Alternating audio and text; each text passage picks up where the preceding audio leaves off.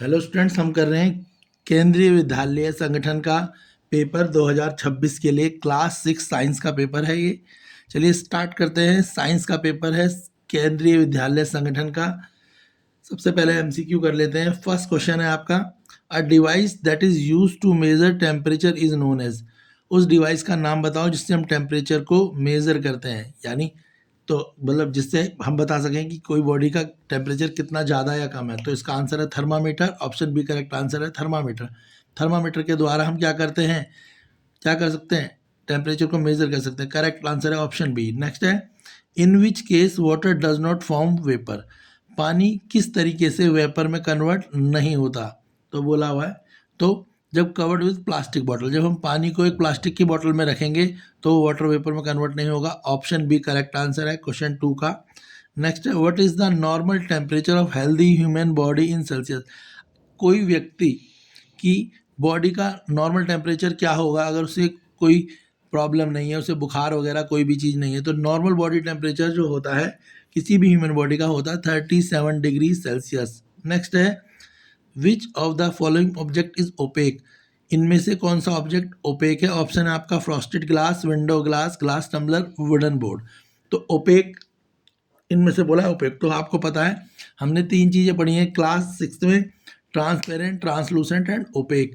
Transparent वो चीज़ें होती हैं जिनसे हम आर पार देख सकते हैं, ट्रांसलूसेंट चीज़ों से हम दूसरी तरफ तो देख पाते हैं मगर क्लियर नहीं देखते, और ओपेक चीज़ों से हम दूसरी तरफ नहीं देख पाते। तो इसका आंसर होगा wooden block. Option D correct answer है। ओपेक ऑब्जेक्ट इनमें से कौन सा है, ऑप्शन डी। नेक्स्ट क्वेश्चन देखेंगे, which one of will have highest rate of evaporation. सबसे ज़्यादा इवेपोरेशन किसका होगा।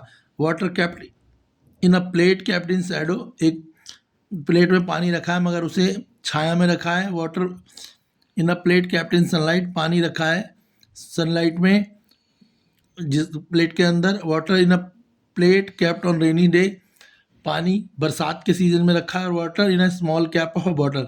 तो इसका आंसर होगा option B, water in a plate kept in sunlight. तो जो पानी हमने प्लेट में रखा हो और सनलाइट में, क्यों, उसमें टेम्परेचर ज़्यादा होगा, और टेम्परेचर ज़्यादा होने से इवेपोरेशन ज़्यादा होता है और पानी जल्दी इवेपोरेट होगा। तो क्वेश्चन 5 का आंसर है ऑप्शन बी। नेक्स्ट है, which of the following is not the example of matter. Question number 6, example इनमें से मैटर का एग्जाम्पल कौन सा नहीं है। तो देखो, वाटर, एयर, डायमंड। क्योंकि हमें पता है मैटर क्या होती है, सॉलिड, लिक्विड और गैस होती है। तो वाटर लिक्विड है, एयर गैस है, डायमंड सॉलिड है। मगर थॉट, थॉट क्या, एक इमेज, हम अपने दिमाग में जो कुछ भी चीज़ सोचते हैं उन्हें थॉट्स बोलते हैं। तो इसका एग्जाम्पल होगा C, thought is not a matter. Next है, which of the following is a material not transparent. तो देखो, which method, question number 8, which method is use to separate pebbles and stone from the sand. तो हम कौन से method से payable और stone को सैंड से हटा सकते हैं। तो स्टैंड पेबल्स यानी पत्थरों को, और स्टोन्स को यानी स्टोन्स और पेबल्स को सैंड से निकालने के लिए हम सीविंग करते हैं। छन्नी से हम क्या कर सकते हैं, स्टोन्स को और पेबल्स को किससे निकाल सकते हैं, सैंड से। तो ऑप्शन सी करेक्ट आंसर है। क्वेश्चन 8 का आंसर है ऑप्शन सी। क्लियर हो गया बेटा, समझ आया होगा। नेक्स्ट है question 9, the removal of waste material from the body is called. जैसे हम कुछ चीज़ें खाते हैं तो खाने के बाद क्या होता है, हमारी बॉडी में कुछ वेस्ट प्रोडक्ट भी कलेक्ट हो जाते हैं, जमा हो जाते हैं। तो उन वेस्ट प्रोडक्टों को हम जब निकालते हैं अपनी बॉडी से, तो कैसे निकालते हैं, रेस्पिरेशन से, रिप्रोडक्शन से, ब्रीथिंग से, या एक्सक्रिएशन से। तो जो हमारी बॉडी में वेस्ट प्रोडक्ट जमा होते हैं उन्हें कैसे निकालते हैं, क्योंकि जब हम खाना खाते हैं तो कुछ बेकार चीज़ें भी होती हैं, तो उनको निकालते हैं एक्सक्रिएशन से। ऑप्शन बी करेक्ट आंसर है। इसका आंसर होगा ऑप्शन बी। क्वेश्चन 9 आंसर है ऑप्शन बी। एक्सक्रिएशन क्या है, एक तरीका है जिससे हम वेस्ट मटेरियल को बॉडी से निकालते हैं। क्लियर है बेटा। क्वेश्चन 10, द टर्म स्पाउन मीन्स क्या है। तो इसका मीनिंग क्या है, क्वेश्चन नंबर 10, इसका आंसर है option A, cluster of frog egg. ठीक है, क्लस्टर ऑफ फ्रॉग्स एग, मेंढक के अंडे। इसका आंसर है clusters of frog egg. Next है, example of renewable resources. Renewable resources का एग्जांपल बताओ। तो देखो, रिसोर्सेज दो प्रकार के हमने पढ़े हैं 6 में, रिन्यूएबल और नॉन रिन्यूएबल। रिन्यूएबल वो रिसोर्सेज होते हैं जो नेचुरली बनते हैं, ठीक है, जो भगवान के द्वारा दिया हुआ हमें गिफ्ट है, और रिन्यू भी होते रहते हैं, वो अपने आप ही होते हैं रिन्यू, वो यानी आप कह सकते हो जल्दी से ख़त्म नहीं होंगे। और नॉन रिन्यूएबल वो रिसोर्स हैं जिनको हम ज़्यादा यूज़ करें तो वो जल्दी से ख़त्म हो सकते हैं। तो यहाँ पे बोला कौन सा इसमें से एग्जाम्पल्स है जो रिन्यूएबल रिसोर्सेज का एग्जाम्पल है। तो कोल, पेट्रोल और नेचुरल गैस, इनको हम ज़्यादा यूज़ करेंगे तो जल्दी ख़त्म हो जाएंगे, तो ये इसके एग्जाम्पल नहीं है। कोल, पेट्रोल और नेचुरल गैस तो एग्जाम्पल है नॉन रिन्यूएबल के, पर इस क्वेश्चन में बोला रिन्यूएबल रिसोर्स, तो एग्जाम्पल होगा वाटर। क्वेश्चन 20 का आंसर है water is the example of renewable resource. समझ आया बेटा? क्लियर है? Next question, which planet has the largest number of satellite. भाई ऐसा कौन सा प्लानट है, बहुत सारे प्लानट्स के आपको नाम याद होंगे, तो बेटा पूछा है कौन सा प्लानट है जिसमें सबसे ज़्यादा सैटेलाइट्स हैं, उस प्लानट का नाम पूछा गया है। तो वो प्लानट है आपका सैटर्न। सैटर्न जो है उसमें सबसे ज़्यादा सैटेलाइट्स होती हैं। क्लियर है? ऑप्शन बी करेक्ट आंसर है क्वेश्चन 12 का। समझ आया बच्चा? चलो नेक्स्ट देख लेते हैं फटाफट से। नेक्स्ट है which unit is use to measure the astronomical distance. कौन सी यूनिट से हम एस्ट्रोनॉमिकल डिस्टेंस को मेजर करते हैं? एस्ट्रोनॉमिकल डिस्टेंस का मतलब ये है एक प्लैनेट से दूसरे प्लैनेट के बीच की दूरी को मेजर करने के लिए हमें कौन सी चीज़ से हम उसे मेजर करते हैं, लीप ईयर से, सेंचुरी से, लाइट ईयर से या साउंड ईयर से। तो देखो एस्ट्रोनॉमिकल डिस्टेंस को मेजर करने के लिए हम लाइट ईयर से हमसे मेजर करते हैं, तो उसकी यूनिट क्या है? Light year. यूनिट समझ सकते हो, जैसे डिस्टेंस की यूनिट क्या होती है? मीटर, टाइम की यूनिट सेकेंड, वेट की यूनिट किलोग्राम। ऐसे ही एस्ट्रोनॉमिकल डिस्टेंस की जो यूनिट होगी वो है लाइट ईयर। तो इसका आंसर क्वेश्चन नंबर 13 बी है। ये क्वेश्चन 4-5 बार पेपरों में आ चुका है, तो वेरी इंपॉर्टेंट क्वेश्चन है ये। नेक्स्ट क्वेश्चन देख लेते हैं। ये समझ लीजिए, अगर ये आपने ये अच्छे से कर लिया तो आपका एनुअल एग्जाम में बहुत ही अच्छे मार्क्स आने वाले हैं। ये पेपर समझ लो आउट हो चुका है अगर आप इस पेपर को प्रिपेयर कर लेते हैं। नेक्स्ट क्वेश्चन है question number 14, the ratio of the hydrogen and oxygen in water. Hydrogen और ऑक्सीजन का रेशियो क्या होता है वाटर में? तो आपको पहले तो वाटर का फॉर्मूला तो पता है ना। वाटर का फॉर्मूला होता है बेटा H2O। क्या फॉर्मूला है? H2O। तो H2O में हाइड्रोजन के 2 हैं और ऑक्सीजन का 1 है, तो जो रेशियो होगा वो क्या होगा? ऑप्शन ए करेक्ट हो जाएगा, 2:1। फॉर्मूला से ही याद हो सकता है। नेक्स्ट है which is not required for germination of a seed. Seed के जर्मिनेशन के लिए इनमें से कौन सी चीज़ की ज़रूरत नहीं है? Which is not a requirement for germination of seed.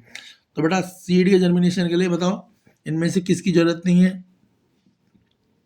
तो आप देखो, तो मेरे हिसाब से जो यहाँ पे एग्जाम्पल दे रखे हैं वो दे रखा है फेवरेबल टेम्परेचर, लाइट, फर्टिलाइजर और सफिशिएंट मॉइस्चर। तो अगर हमें जर्मिनेशन कराना है सीड का, यानी सीड्स को समझते हो ना, सीड से ग्रो कराना है, स्प्राउट बनाना है या प्लांट धीरे धीरे उसे ग्रो होना है, तो उसकी इनमें से कौन सी ऐसी चीज़ है जिसकी ज़रूरत नहीं होगी? तो वह है फर्टिलाइज़र। सीड को टेम्परेचर की ज़रूरत होती है, लाइट की और मॉइस्चर की ज़रूरत होती है, ठीक है, मगर फर्टिलाइजेशन जो फर्टिलाइज़र होते हैं उनकी ज़रूरत नहीं होती जर्मिनेशन ऑफ सीड में। तो ऑप्शन सी इसका करेक्ट आंसर है। इसमें बोला है not requirement of germination of seed, option C fertilizers are not required for germination of seed. Clear है? नेक्स्ट देखते हैं। नेक्स्ट हमारे पास क्वेश्चन है फिलिप्स है। क्वेश्चन 16 में हमारे पास क्या है बेटा? फिलिप्स है। देखो फिलिप्स कैसे करेंगे हम। फिलिप्स दे रखे हमें क्वेश्चन 16 में। तो फिलिप्स क्या है? पहला फिलिप्स है द हॉटनेस और coldness of a system is determined by it's. जो हॉटनेस होती है और कोल्डनेस होती है उसको हम कैसे डिटरमाइन करते हैं, ठीक है ना? तो उसका डिटरमाइन करने का क्या तरीका है? दूसरा है when water is removed by tilting the vessel. जब किसी वेसल को टिल्ट करते हैं तो उसमें से पानी निकलता है, द प्रोसेस इज कॉल्ड। उस प्रोसेस को क्या कहते हैं? थर्ड है fill ups breathing is a part of process called. Breathing कौन से प्रोसेस का पार्ट है? फोर्थ है the process of conversion of liquid into solid state is called. जब लिक्विड सॉलिड में कन्वर्ट हो जाता है उसे क्या बोलते हैं? नेक्स्ट है हेले comet appears after nearly every year dash. तो ये 5 फिलिप्स हैं। चलिए देख लेते हैं इनके आंसर क्या होंगे बेटा। तो बेटा ये जो फिलिप्स हैं इन फिलिप्स के आंसर देख लेते हैं क्या होंगे फटाफट से।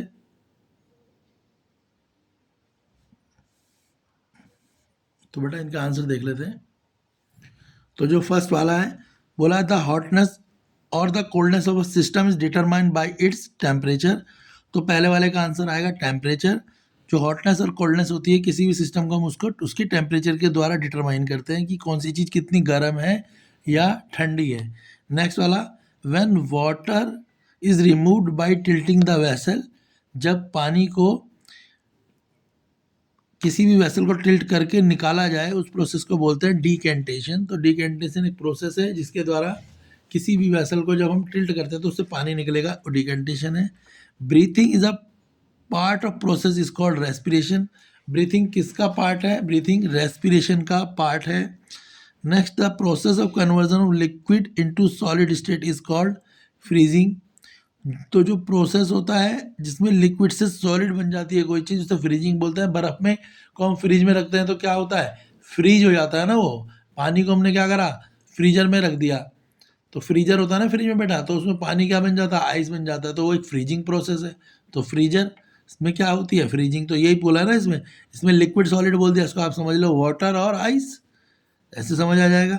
नेक्स्ट है helicopter appear after nearly 76 year.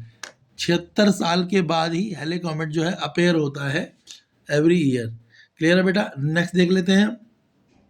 Next जो हमें करना है, नेक्स्ट क्वेश्चन हमारा क्वेश्चन नंबर 10, जिसमें बोला हुआ है आपसे क्या पूछा है क्वेश्चन नंबर 10 में। नेक्स्ट आपका क्वेश्चन 10 है जिसमें पूछा है आपसे, नेक्स्ट है बेटा सेक्शन बी 10th, जिसमें बोला है मैच द फॉलोइंग। ऑप्शन आपको दे रखा है, तो देखो आपको यहाँ पे गलत ऑप्शन दे रखा है। जैसा यहाँ लिखा है TREMT ट्रीटमेंट, उसके बाद लिखा है ब्लूस बोलो, इसके बाद इंस्प्लिनट, ये तो पहले इन्हें करेक्ट कर लेना है। तो जब आप, और उसके बाद क्या करना है, इनको मैच द फॉलोइंग करना है। तो देखो बेटा करेक्ट करेंगे और फिर मैच। तो बेटा पहले तो हम इन्हें करेक्ट करेंगे। करेक्ट क्या है? पहला हो जाएगा मैटर, ठीक है। दूसरा करेक्ट करके हो जाएगा सॉल्यूबल। तीसरा आप करेक्ट करेंगे तो बन जाएगा ट्रांसपेरेंट। और फोर्थ बन जाएगा आपका लस्टर, ठीक है।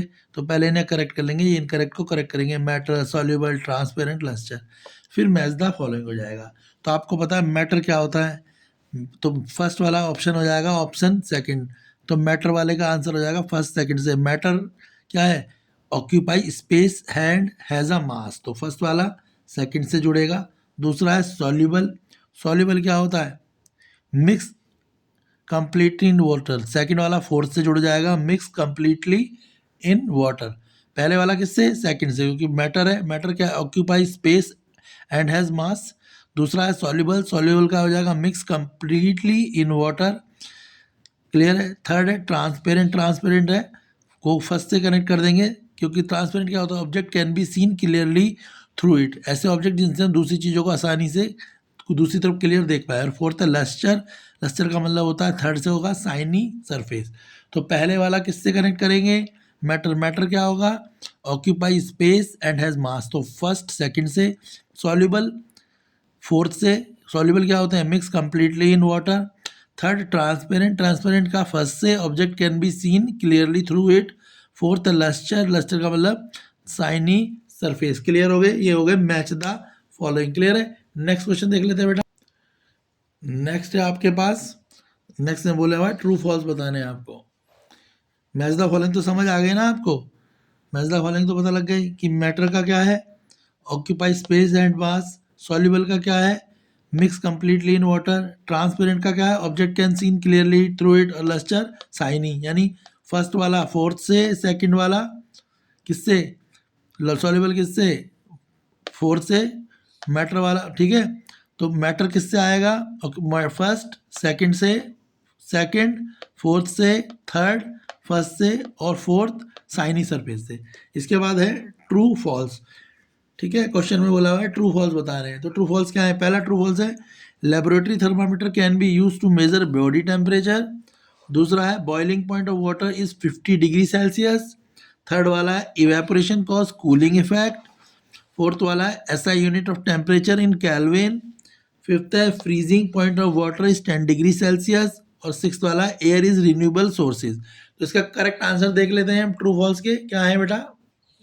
तो इसका करेक्ट आंसर देख लो। तो laboratory thermometer can be use to measure body temperature, false है। लेबोरेटरी थर्मामीटर जो होता है वो बॉडी टेम्परेचर को मेजर नहीं करता, क्लिनिकल थर्मामीटर बॉडी टेम्परेचर को मेजर करता है, ठीक है। तो इसका आंसर गलत है। क्लिनिकल थर्मामीटर जो होता है वो बॉडी टेम्परेचर को मेज़र करता है, लेबोरेटरी थर्मामीटर नहीं करता। दूसरा, boiling point of water is 50 degree Celsius, ये भी फॉल्स है। जो बॉइलिंग पॉइंट होता है वाटर का वो 100 डिग्री सेल्सियस होता है, यहाँ 50 लिखा है तो इसलिए ये फॉल्स है। थर्ड है, इवेपोरेशन कॉज कूलिंग इफेक्ट, हाँ ये ट्रू है। इवेपोरेशन, जब हम खेल के आते हैं और हमें बहुत पसीना आ रहे हो और अगर हम पंखे के नीचे बैठ जाए तो हमें ठंडा फील होता है, ठीक है। या हम हाथ पे अपने परफ्यूम डालेंगे तो हमारे को ठंडा फील होगा, डिओड्रेंट लगाएंगे तो बॉडी को ठंडा फील होगा, वो सब इवेपोरेशन है। तो इवेपोरेशन से क्या होता है, कूलिंग होती है, तो ट्रू है। नेक्स्ट है, SI unit of temperature is kelvin, बोला है जो टेम्परेचर की एसआई यूनिट केल्विन है, ये ट्रू है, ठीक है। टेम्परेचर की एसआई यूनिट केल्विन भी हो सकती है और डिग्री सेल्सियस भी हो सकती है, तो यहाँ पर केल्विन ट्रू है। नेक्स्ट है, freezing point of water is 10 degree Celsius, ये फॉल्स है। पानी को अगर हमें बर्फ़ बनाना है तो उसके लिए 0 डिग्री या माइनस में होना चाहिए, वैसे एक्चुअल में -4 होता है पर आप 0 डिग्री लिखते हैं, तो फ्रीजिंग पॉइंट वाटर का कितना होता है, 0 डिग्री होना चाहिए, इसीलिए ये फॉल्स है, इन्होंने 10 लिखा है। Air is a renewable sources, ये ट्रू है, क्योंकि एयर जो है वो गॉड गिफ्टेड है, भगवान ने हमें दी है, तो वो एक रिन्यूएबल सोर्सेज है, तो 6th वाला आपका ट्रू है। तो आपको ट्रू फॉल्स क्लियर हो गए सेक्शन सी के। अब हम करेंगे इनके बड़े क्वेश्चन। हम कर रहे हैं केवीएस संगठन केंद्रीय विद्यालय का साइंस का पेपर है ये, वेरी इंपॉर्टेंट क्वेश्चंस हैं। चलिए आगे देख लेते हैं बेटा, इंपॉर्टेंट क्वेश्चंस।